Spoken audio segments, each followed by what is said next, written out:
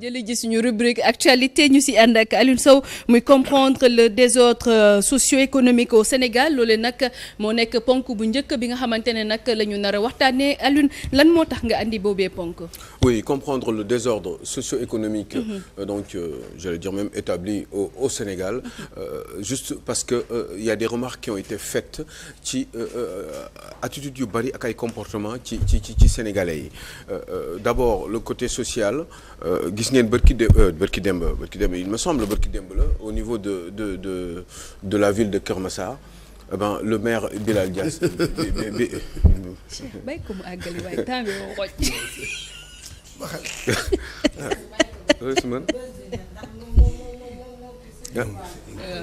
billaahi bon bu ci duggee rek 20 minutes yu jot c'est un truc de malade parce que c'est un maire qui a été élu comme ça ci vague élection passée fii il y a à peu près un peu plus de 2 ans c'est vrai que ni amuñu yaa ngi may kii sax quoi parce que ci vague bi la bokkoon c'est quelqu'un qui n'était pas connu il est maire parce que il a été maire parce que c'est à cause ou il est maire parce que c'est à cause de la baraka du Premier ministre et du président du PASTEF Ousmane Sonko c'est vrai que ni bilan c'est 0 amul bilan ce maire là mais dama bëggoon ñu réfléchir ñu dem ci beaucoup plus profondément par rapport ak li nga xam ni mooy bordel yi am ci mbedd yi ak ci ville yi au Sénégal parce que man loolu moom ma ci gën a intéressé parce que c'est un acte quand même qui a été posé c'est vrai que le ministre de l'Intérieur bi muy doogay ñëw mi ngi doon waxu le bordel qu'il y a au Sénégal à Dakar en particulier mbedd yi nga xam ne gars yi dañ koy occupé infrastructure publique yi nga xam ne gars yi dañ koy yàq kenn mënu si dara da ngay yàq nga continuer nga dem sa yoon yooyu yëpp faisant ça fait que ni effectivement je me dis que ni ci côté boobu est-ce que Bilal Diatta n'aurait-il pas raison par rapport à ça parce que quand même en même temps c'est quand même c'est difficile. C'est difficile dans la réflexion parce que ces gens-là qui sont là aussi dañu war a gagner seen vie et ils n'ont pas le choix te amuñu feneen fu ñu dem parce que proposé wuñu leen leneen d'abord sur le plan économique ce sont des gens yoo xam ne qui se débrouillent tout seuls pour survivre je dis même pas pour vivre mais survivre parce que béréb yooyu ñuy dajee di fa teg seen i ay table wala di taxaw ci mbedd yi noonu di occuper di déranger aussi les voisins ñoom tamit il faut bien qu'ils fassent quelque chose pour manger à leur faim parce que amuñu beneen solution boo leen tegaloon leneen danañ ko def donc c'est comme histoire Colobane bi gars yi bëggoon déguerpir effectivement Colobane ñi nga xam ne dañu taxaw ci kaw tali bi ci rond-point Colobane bi def le neex donc à un moment donné il l'avait enlevé mais après dinañ ko donc est-ce que loolu c'est bizarre je voudrais qu'on y réfléchisse ensemble parce que moi je suis pas très sûr de ce que je dis je suis pas très sûr parce que xalaat boo xam ne la dafa compliqué ndax Sénégal moo tëddee nii parce que yi mel ni nii tey jii nii après 60 ans d'indépendance kenn waratu ci woon di wax ci yeneen la ñu waroon di nekk parce que le pays aurait été organisé depuis très longtemps mais il se trouve que ni ce n'est pas le cas les Sénégalais ont été livrés à eux-mêmes parce que dañ leen ne ñun ñooy yor nguur yi les pouvoirs qui se sont succédés dañ leen di wax ni ñun ñooy yor nguur yi dañuy doxalee ñun ci suñu gis-gis mais les populations on vous gère voilà comme ça vous débrouillez-vous de toute façon ñun ñoo yor nguur gi ñun dinañ organiser ñun ci suñu biir ba lépp di essayer di jaar yoon on a la meilleure administration ci Afrique pratiquement ou l'une des meilleures administrations en termes d'organisation et ça fait que ni da ngay gis ni loolu xëy na liggéey nañ ci mais quant aux Sénégalais ñoom dañ leen bàyyi ils sont je dirais même livrés à eux-mêmes est-ce que loolu ñoom donc en conséquence c'est de leur faute est-ce que ñooñu bu ñu leen organiser woon xool ñu leen def ay centres commerciaux organiser ay zones commerciales si je puis dire pour que ñoom ñuy daje foofu képp ñëpp dëkk dañ koy organiser boo xoolee adduna bi ni muy demee ou dans les pays industrialisés mais ñun dañ leen bàyyi ñuy débrouiller fu la neex nga ubbi sa cantine fu la mais en même temps lan la ñuy def ñoom lan la ñuy def ki war a jóg pour jaay café jaayul café pour le plaisir peut-être que ni daf ko def parce que il faut que mu am dara il faut pour mën a suqali njabootam donc ñooñu ñëpp dañ leen war a génnee ci occupation anarchique yi nga xam ne ñoom la ñu def surtout cas bu mujj bi mooy cas wu Kër Massar li cas wu Kër Massar bi lan la ñuy def est-ce que dañ leen war a bàyyi foofu moo tax ma ne c'est très compliqué parce que est-ce que dañ leen war a bàyyi foofu bon bah ñuy déranger famille bi je veux dire déranger dëkkandoo yi di gaare fu leen neex di da ngeen di gis ñuy jàpp ci kaw tali bi da leen gis da ngay gis ñuy lal ci buntu kër jàmbur yi lan la ñu war a def ci loolu lan qu'est-ce qu'il faut faire. mais man li foofu Alioune sama question lenn kese la mooy est-ce que am na préavis parce que nit ki tamit par exemple balaa nga koy déguerpir certainement war na mën a am préavis te même bu amee fekkee tamit am na préavis également je ne pense pas que ni attitude maire bi aussi c'est à saluer je ne pense pas que ni waroon na dem bay xuloo surtout ak journalistes yi parce que les forces de l'ordre également étaient là-bas. Bah c'est-à-dire que est-ce que préavis non c'est que xam nga nan laa gis préavis moom mooy nekk ci foo xam ni. mais yow nekk ci mbedd bi. loolu dafa laaj préavis. bah c'est-à-dire que fi nga taxawee baaxul déjà. voilà loolu laa lay wax. xam nga mbedd la. mais en même temps aussi Cheikh Diagne moo tax ma ne mbir mi c'est compliqué mais en même temps aussi qu'est-ce qu'il faut faire. qu'est-ce qu'il faut faire est-ce que. xam nga qu'est-ce qu'il faut faire. xam nga ma wax la. xam nga lan laa gis. c'est à l'état nit ci nag parce que dëkk bi dafa metti nit dañuy daan seen doole. utal leen ñoom fu ñuy nekk. man dem naa ci yenn dëkk yoo xam ne. vraiment doo leen gis ci mbedd. là aussi je suis d'accord hein. doo leen gis ci mbedd da ngay dem. boo soxlaa dara da ngay naan dañ lay naan fële moo fa am. te foofu dafa am bien organisé. je donne l'exemple de kii bi Ghana bii Ghana rek laay jox exemple. Ghana 6 heures du matin la lieu yi ñuy jaay ou bien marché yi 6 heures lay ubbi. les centres commerciaux waaw 18 heures mu tëj. dañ koy tëj dañuy tëj marché yi tëj kii yi. d'accord c'est bien organisé. d'accord allez-y Aliou. gis nga li muy wax nii dafa am solo tellement ba nga xam ne. yaa may fàttali gi il y a 25 ans plus de 25 ans quand j'étais je crois que c'était en première ak terminale. J'habitais une petite ville qui s'appelle toujours le Pré Saint-Gervais, un petit peu c'est en banlieue proche, dans le 93, en Seine-Saint-Denis. Donc dëkk boobu man dama daan yeewu je vous dis li nga wax ni moo tax sama xel dellu soir si bon évidemment liggéeyu kii la quoi liggéeyu tax fait pour am benn weccet pour régler say bagages ak yooyu jënd moto wala jënd oto wala yu demee noonu donc à 6 heures du matin 5 heures et demie je me levais pour wax la rek quoi ni marché bi mardi la woon jeudi ak samedi léegi damay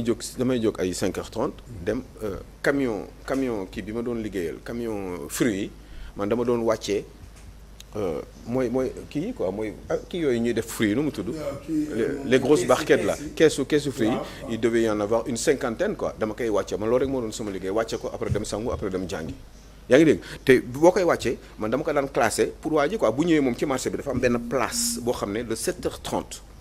lay commencé marché bi 7h30 du jaay avant 7h30 13h30 moom day tëj da nga wax yu baax 7h30 lay ubbi 13h30 moom lay tëj te fi ma koy wàcceel fi ma koy ranger xoolal mètre Cheikh Diane Gomis du ma ko dépasser mètre ni ma ko place bi ñu ko tegal nii carré bi ñu ko tegal carré boobu kees yi du ñu dépasser loolu du ñu dépasser mètre ci carré bi ñu ko defal 13h30 ñoom arrêté nañu 14h30 day mel ni dégg nga maam kenn musul marché musu fay am day mel ni marché musul am foofu boo fa ñëwee 15h foofu boo fa taxawaatee da nga naan sawaay marché musul am foofu pour te dire que ni. d'accord réew dañ koy organiser. lii expérience dañ koy organiser mais xam nga maa ngi leen di wax ni ça fait des années que on existe 60 ans 65 ans musuñu xalaat lijjanti loolu man je me demande ces gens-là qui étaient au pouvoir depuis. an yooyu yëpp mais ñi doon organiser collectivités territoriales yi ak yi demee noonu mais ñooñu ak maire yi mais lan lañ doon def moment boobu pourtant ces gens-là ils ont été payés dañ leen daan fay dañ leen daan jox ay impôts ci collectivités locales yooyu mais pourtant ça n'a jamais été fait ça n'a jamais été organisé Kër Massar bi mu existé yàggul su fi yaa ngi waxu préavis xeex bi ak journalistes yi mais loolu maire war na ko dépasser vraiment il devait se concentrer sur autre chose même avant muy ñëw sax. dafa waroon waxtaan ak gars yi jéem a trouver ay solutions pour que moom ci mandat bi yooyu yëpp dootu fa amati du lu ñuy ñëw rek salaamaaleykum maaleykum salaam nga ne da nga leen di dégager parce que ces gens là aussi waruñu fa taxaw ok mais ñoom lan la ñuy def. yéen dundalu loo leen mettre loo leen ci ay conditions pour ñu lekk ñoom dañuy débrouiller di wut ay marchandises di ko jéem a jaay pour am dara pour mën a joxe dépense seen kër donc qu'est-ce qu'il faut faire man ñooñu ñi néegu du ma en même temps war naa leen génne foofu mais en même temps néeguma leen di leen dàq parce que bu leen dàqee ñoom fu ñuy 2500 wala 3000 yi ñu am ci journée bi fu ñu koy jëlatee man maa ngi xañ ay njaboot ay affaire donc lu ñuy waxtaane la réfléchir ci ay solutions trouver leen ay places yoo xam ne xañ na bu ñu fa demee après ñëpp fa la ñuy dajaloo genre li may doon wax rek zone industrielle wala zone commerciale nga xam ne dañ fay daje Kër Massar yaatu na. suuf yëpp dañ ko jël di ko distribuer entre ñoom pour def ko ay kër. mais am na ay parties yoo xam ne dañ ko war a réserver pour le public pour ñi nga xam ne ñoom ñoo fa dëkk ñooñu di ci profito muy terrain de football muy terrain ay jardin muy ay centres commerciaux ay béréb yoo xam ne ñëpp fa la ñuy daje da ngay gis ay Europe comme en France nii le week-end ñëpp dañuy dem foofu jëndi seen i bagages. da ngay gis famille dem mu am ay restaurant xam ne da ngay toog yooyu organise ko. mais Alioune doguma la mais amoon na par exemple si Sandaga bi ñu déguerpir les marchands de Sandaga ñu recaser leen mais attends ñoom finalement dañ doon toog ne carrément que ni gisatuñ benn client. dañ daan rester du matin au soir di tourner les pouces. mais xam nga lu tax clients yi bu ñu soxlawee fi nga nekk dañ fay ñëw loolu ça ne doit pas être le problème. C'est une question d'organisation au préalable mais client bi bu bëggee jënd dara dina dem jëndi ko ku bëgg na jënd fa la plupart da ngay dem ci marché au poisson lu tax ñuy dem di jënd poisson marché au poisson waaw léegi lu tax muy déplacé wu kooku di jël oto jël xawma lan Ndiaga Ndiaye tout ce que vous voulez wala un taxi dem ba marché au poisson jënd fa jën am na yoo xam ne boo koy dem jëndi ci béréb ba nga koy dem jëndee pourquoi du ñu def loolu. donc pour ay yére wala yu demee noonu nit ñi dañuy dajee foofu ku yeewu suba teel bëgg liggéey nga paas dem ba foofu ñëw ñu organiser la tegal la sa place ngay jaay say yëf. fi mooy jaay yére fi mooy jaay dàll yi ñu xam ko ñu organiser ko quoi méthode mais pourquoi ils ne le font pas. waaw mais d'accord. mais bu amul suivi mais c'est la faute à qui. c'est la faute à qui da ngay gis ñu taxaw ci kaw tali bi ñooñu tamit ñi ngi déranger ñeneen dëkkandoo bi bëgg génn buntu këram mënu ko parce que dañ fa teg ay marchandises wala dañ fa sax teg table te boo ko laalee mu ne la c'est mbedd bi mbeddum buur la mais mbeddu buur la war na ma permettre ma war a mën a génn sama kër tranquillement war na ma permettre man bu ma tëddee nelaw man kenn du ma déranger war a mën a noppalu loolu daal wax dëgg yàlla man moo tax bon mënuñu ma leen dàq man su ma nekkoon seen place du ma leen dàq d'un seul coup comme ça. damay jéem a waxtaan réfléchir trouver ay solution ci sama mandat balaa mandat bay jeex ma def loolu mu doon bokk ci sama bilan. loolu c'est le désordre économique. C'est le désordre social si je puis dire ou même socio-économique parce que économie mi ngi ci biir mais oui Cheikh Tidiane. à moins que. non c'est que dama bëgg a interpeller. yéen damay gis ay écoles yoo xam ne. autour école bi yëpp ci miir bi yëpp day am ay boutique ay nangam ngeen koy accéder waaw loolu mënoo bay nangam waaw mais man dama la ci jox benn exemple. waaw boo demee ci côté foire le CFPT Sénégal Japon. waaw école boobu. waaw mais devanture bi yëpp foofu nga gis ay magasins. ay camions taxaw. mais yooyu yëpp ci école bi la bokk. dafay wàll ci sécurité bi. parce que des fois ndongo yi jàng wala école bëgg soxla calme. nga dégg ay marteau ay affaire yi kenn xamul. yooyu dañ ko fustiger ah. et je me rappelle CFPT direction bi rencontré na ci gouverneur rencontré na ci la mairie. ba ñëw jël déguerpissement mais après lan la ñuy wax il faut nga ñëw occuper ko sinon boo ko occupé wul bon les gens vont encore revenir. C'est comme si l'État qui a la puissance publique n'a pas de moyens ne fait aucun effort pour protéger ces établissements. Man je salue la mesure de déguerpissement parce que Dakar kenn xamul lu muy niru. waaw et bon faute bi mooy dañuy bàyyi benn mbir mu yàgg bu yàgg ba yaakaar waa ji jàpp ne moom am na fa droit. effectivement je comprends tout à l'heure bi ngay wax préavis. mais koo xam ne occupation anarchique illégale nga def. loolu man nag je privilégie quand même ñu waxtaan ak ñoom. bien sûr def ay propositions c'est comme le phénomène des Jakartaman. dans la capitale. bon on a laissé des choses ba nga xam ne tey boo ko laaloon. mais réew mi tàkk donc il faut que mairie aussi waaw en rapport avec les préfets les gouverneurs et tout ça ñu waxtaan ak population yi tombé d'accord. parce que le décor vraiment rafetul. à Kër Bassar un peu partout à Colobane te loolu dafa indi problème insécurité. indi problème insalubrité. nit ñi duñu am qualité de vie. d'accord amul Dakar te bon je pense que ni loolu mooy sujet en tout cas man bu ma gisee am na yenn yoo xam ne nag bon ay débordement la mais en tout cas sur la mesure de désencombrement de déguerpissement man je salue parce que il faut donner une autre visage une autre image je voulais dire à Dakar qui est la capitale, la vitrine du Sénégal. Mais quand je le salue, c'est vrai que moi aussi je le salue, mais en même temps je suis très embêté par ces gens-là qui n'ont pas le choix et qui se réveillent le matin, qui ont envie de trouver 2500, 3000 francs, ci bagage boobu rek lañ ko mën a defee. C'est ça. Léegi xam nga donc c'est ça que je dis, c'est pour ça que je dis que c'est très compliqué et que finalement je reste très très mitigé parce que finalement du ma xam. C'est ça du ma xam parce que kii yaa ngi jóg état bi xam nga bi muy juddu am 25 ans nekk benn ambulant. mais nag je vous coupe pas mais c'est un tout. parce que gosse yi fa ñëw di liggéey parce que y a pas du travail ci yeneen régions yi. ñëpp Dakar la ñuy ñëw. l'exode rural et puis ñëpp yi jaay amul agriculture amul transformation amul dara importer ay produits Chine Japon ñëw indi di jaay loolu du développement te du wéy donc nañ ci xalaat muy benn réflexion globale dafay jàng ci. jëm ci éducation nañ former nit ñi ñu am qualification am ay compétences dem dans la transformation des produits agricoles def ay yenn initiative ngir liggéey mais d'abord yow da ngay ñëw buntu kër jaamur tali nga occuper fa ñu ne la lii marché la le doyen Cheikh Tidiane Gomis donnait l'exemple du Ghana mais boo demee Chine da ngay gis ñu ne la centre commercial bi fii lii lañ fay jaayee nga xam ne da nga taal sa oto daw ba foofu jënd li nga bëgg dem mu nekk ay domaines réservés au commerce mais li am na moom Dakar rafetul et puis rafetul c'est important mais man bi ma doon wax préavis mooy que ni nit ki bu fekkee ne annoncé même bu fekkee toog na fa ni mu fa toogee c'est de manière illégale mais balaa ngay ñëw di ko buub ak ay bagages am mais ñëwal romb fa ne ko jour tel kat dinañ leen fa yëgati mais kooku noonu peut-être dina préparer ses potentiels clients jël seen numéro même bu fekkee ne dañ leen naan toog leen seen kër man dinaa leen livrer chaque jour mais dina ko permettre à ce que moom dina gàdde waale ay clients woon. sauf que nag des fois y a la complicité des collectivités territoriales. ñoo lay bàyyi nga installé. ñu lay dagg juuti di la daggal juuti ba nga jàpp ne yow am nga ci droit. effectivement un bon jour ñu xëy léegi ki nga xam ne da nga koy daggal juuti muy fay kooku am na droit préavis. c'est-à-dire qu'il y a 20 ans 30 ans 40 ans. mais on était nangam ci millions au Sénégal. c'est ay sénégalais waaw moment boobu ñi fi xam nga man franchement moi j'en veux beaucoup. à nos dirigeants depuis des années ci ginnaaw man ñooy sama problème parce que quand même mon frère il y a 30 ans 40 ans bu ñu fekkoon ni 10 millions la ñu woon de Sénégalais ceux qui étaient là mais ils savaient ce qui allait se passer est-ce que véritablement ils ont été performants parce que ñooñu da leen doon fay quand même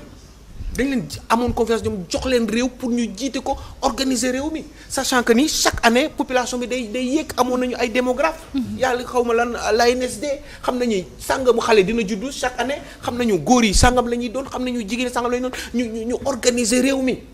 tabax ay kër def ay ubbi ay suuf créer fa ay économie ci yenn béréb yi. ñooñu lan lañ doon def moment boobu est-ce que ils réfléchissaient wala dañu mënul woon wala c'était pas leur priorité. Gouverner c'est prévoir. mais gouverner c'est prévoir donc ces gens-là ils ont été payés à mon sens à rien foutre. léegi nga daaneel foofu ñu dem ci deuxième point bi. ça me pose beaucoup de problèmes et je me dis que ni loolu il faut mu jeex il faut qu'on apprenne à avoir des gens. ou fal ay nit ñu réfléchis des gens qui sont intelligents qui sont bons qui pensent sur le futur et qui sont capables de créer des choses nit def na lu rëy ci àdduna ba pare dee dem. ñu koy tuddee ay béréb naan avenue sangam machin et cetera mais ces gens là qui sont là lan la ñu def concrètement parce que finalement regarde xool yaa ngi wax waxu Jakarta yi nii mais Jakarta nan la mën a nekk nii di daw nii te ñoom et pourtant ils n'ont pas le choix parce que ku leen tegal ce sont des bras yaa ngi wax des bras valides agriculture bi machin mënoon leen def formation penser à l'apprentissage ay formation professionnelle ils en ont même pas pensé il y a 50 ans parce que pour yooyu nag il faut qu'on ait des techniciens des nit ñoo xam ne ci agriculture la ñu liggéey ñoo xam ne ci pêche bi la ñu liggéey spécialisé gars yi nga xam ne yooyu dañuy am une économie endogène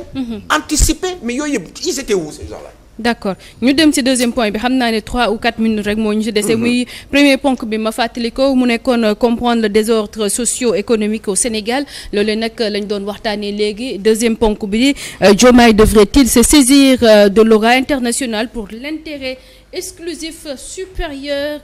de la nation loolu nag di laaj boo xamante ne samp nga ko ana lu ko waral. c'est-à-dire que vraiment un autre problème. qui est dû à notre état d'esprit suñu man xamuma suñu xel yi daal man daf may xaw jaaxal xam nga lu tax parce que voilà un monsieur boo xam ne il a tout fait bi mu nekk ci nguur gi fexe na ba réew mi am jàmm ba mu joxe nguur gi kooku noonu suñuy naataangoo ci àdduna bi naw nañ ko mais lu tax Sénégal du ci profito man dama bëgg ñu moo tax may laaj ndax Diomaye mi nga xam ne mooy jiite réew mi doon le père de la nation ñun lu tax du ñu xalaat ni kooku war nañu mën a jëriñ suñu réew surtout que joxoon nañ ko amul lu ñu ko defalul ci teraanga yàlla def ni àdduna bëgg nañ ko mais lu tax Sénégal lu ci profito est-ce que wala dañu xalaat ne ñun Sénégal ñoo gën a intelligent àdduna bi nga xam ne moom ñi ngi teg bët ci moom est-ce que àdduna bi ñun ñoo leen gën a intelligent ba nga xam ne ñun war nañu mën a critiquer kooku ci lu bari ok d'accord waaye waruñu mën a profiter ci kii parce que kooku dëmm la kooku lépp la lu bon xalaat nañ ko ci moom alors que on aurait pu profiter de lui pourquoi c'est les autres wala les autres sont tous des crétins et ñun on est les plus intelligents au Sénégal parce que quand même on peut profiter de ce monsieur-là ak nu mu mënti demee te bokkul dara ak mbirum justice. Quel monsieur? Mais ça il s'appelle Macky Sall. Pourquoi duñu profité ci moom waxtaan ak moom quand j'avais vu Diomaye dem gis Abdou Diouf bi ñu koy doog a fal di waxtaan ak moom mais j'étais content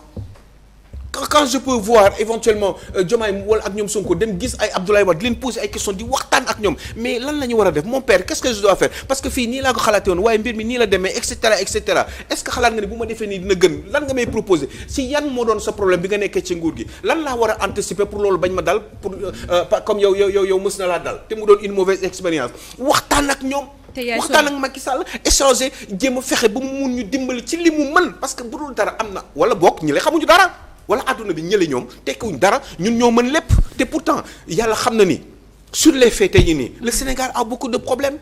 Est-ce que on doit président Diomaye d'abord ak son premier collaborateur le premier ministre Ousmane Sonko est-ce que waruñu dem daje jéem a taire les armes te boo leen ko deful da ngeen sonal seen bopp di ngeen fi toog ba nguur gi jeex lan la ñuy wax. parce que en attendant il y a les ambulants qui sont là-bas qui ont besoin de travailler moo tax ñu demee bu leen joxoon leneen mais ñu réfléchir ci ay solutions xool nu ñuy def la politique industrielle nan la ñu mën a def pour récupérer de l'argent ramasser le maximum de sous indi ko Sénégal parce que surtout que ni on est quand même une bonne demoiselle en ce moment puisqu'on a beaucoup de choses yoo xam ne nit ñi bëgg nañ ko pour ñu fekk si ñu sauf que dañu soxla ni ñun on est une demoiselle équilibrée du ñu xuloo du ñu kii am nañu classe am nañu maanaa waaye ñun loolu gisuñu ko parce que xuloo rek la ñuy dégg si ñun jàppal fii xëccal kii defal lii machin et cetera regardez le cas de Mansour Faye là vous regardez quelqu'un on en a xoolal le temps qu'on a perdu à parler de Mansour Faye on n'aurait pas parlé d'une politique industrielle wala de la politique agricole au Sénégal qu'on y réfléchisse que li borom xam-xam yi ñëw waxtaan ak journalistes yi ñu waxtaan ci état bi am ci xalaat ñu ak ñoom boole li ñu am ñu wut ay solutions pour que mbir yi mën a gaaw on va être à 2 ans de gestion du pays du régime de Diomaye Sonko. Et on n'arrive pas à avancer parce qu'on a des blocages maa ngi dégg ñu naan appel pressant de Diomaye sur le FMI pour ñu génnee xaalis est-ce que yooyu waruñu xoolaat suñu bopp réfléchir ci ay solutions gaaw ba pare mais dañ lay defar suñu xol yi da ngay gis ni c'est la haine qu'il y a entre les gens da ngay gis quoi da ngay gis ñu naan mais tëj du kii tëj exception la war a doon da ngay gis ñu naan jàppal nit ngeen tëj ko dañu soxor képp ku fi def dara nañ ko jaarale yoon parce que on est dans un régime de séparation des pouvoirs yoon def liggéeyam ñu bàyyi yoon mu def li mu war a def Sénégalais bu ñu si tegee seen bët gëm nañu ku fi jël yëfu jàmbur dañ la war a tëj ci kaso bi sauf que man gëm naa ni jël nañu sauf que système bi man dama gëm ni gars yi sax fii ñoom ñëpp ay sàcc ñoom ñëpp parce que ku si yow sa bopp ngay jéem a kii lijjanti la plupart. nga xam nga bon yaa ngi wax pour bon. waaw allez 30 secondes rek. waaw bon c'est que tamit Diomaye ak Sonko tamit Macky Sall da leen tëj tamit. bah c'est-à-dire que mais problème yoo xamul. xam nga tamit da leen tëj tamit. non mais d'accord waaw jeex na xam nga. ah déedéet non. Cheikh sa temps de parole jeex na waaw moo ma doon nettali benn mbir. waaw mu ne yonante bi. dafa am benn waay boo xam ne da doon toog ci buntu këram à chaque fois waa ji da ko doon ñëw di fa tuur mbalit. waaw. yonante bi sallallahu alayhi wa sallam bis jot mu ne mu gisatul waa ji tuur fa mbalit mu laajte ñu ne waa ji dafa feebar mu dem seeti ko waaw mais man dama mës a dégg Ousmane Sonko mu ne moom yonent bi moom mooy kii mooy référence am. mooy suñu référence ñun ñëpp. déet man aussi moo tax ma ciy wax sax waaye comme moom li nga xam ne moom bokk na si ñuy jiite réew mi nekk jotu jomaay bu dee yonent bi mooy référence am na yoo xam ne jarul kii. mais yonent bi dafa sori on prend juste l'exemple de Nelson Mandela. Bien Nelson vu. Mandela nga xamante tëj nañ ko 27 ans et puis bi mu génnee il a pardonné aussi. mais pourquoi on veut perdre du temps comme ça. Pourquoi mais waxtu bi moo ñu xoj j'aimerais bien qu'on continue mais waxtu bi moo ñu xoj parce qu'il y a Buzz du Net qui nous attend également. mais oui